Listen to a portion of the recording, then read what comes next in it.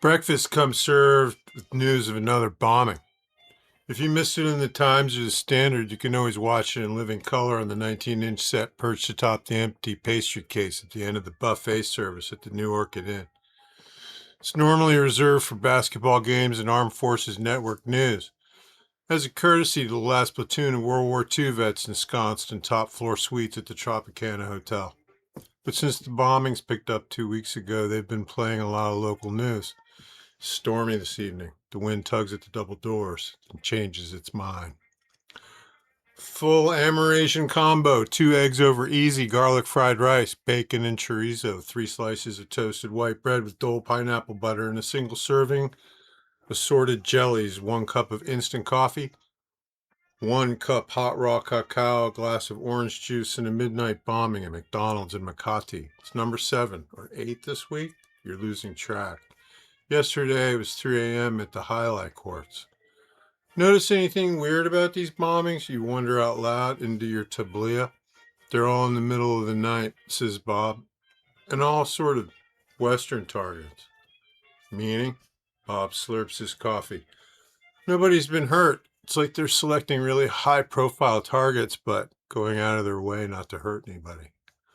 Maybe they're all misfiring. Manila has become a set for the most diabolical game show ever conceived. During monsoon season, the streets fill waist deep with water that drains into a century-old network of sewer lines tilted right at the sea. Even in dry weather, it's a challenge to avoid all the potholes gaping from the sidewalk like terminal video game obstacles.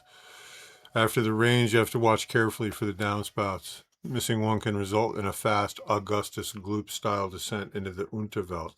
Except it isn't chocolate you're drowning in down there. Every few days you hear of another story with the same terrible ending. We were just walking along and then I heard this terrible slurping sound. There are never any last words, just a downspout where the person just was. The upside to the rain is cleaner air. In drought conditions, the diesel smoke gets trapped, and the whole city takes on the gray pall of a chemical fog. Everyone walks around with kerchiefs pressed to their faces. Rain washes bands of soot down the city walls. They dry into an elegantly striated chronicle of recent fluctuations in air toxicity. Walking 2 blocks in that shit can peel a year off your calendar.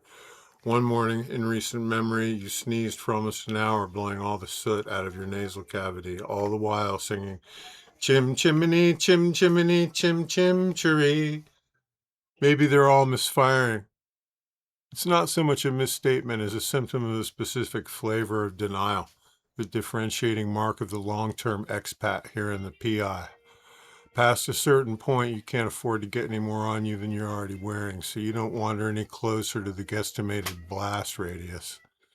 Some information carries its own narrative, after all. Some of those narratives make terrible bedtime stories. You learn to shrug and look the other way. If it's rainy, just stay inside. It's a spiritual survival issue. Looks like another storm today, Bob says. The wind tugs at the double doors, then changes its mind.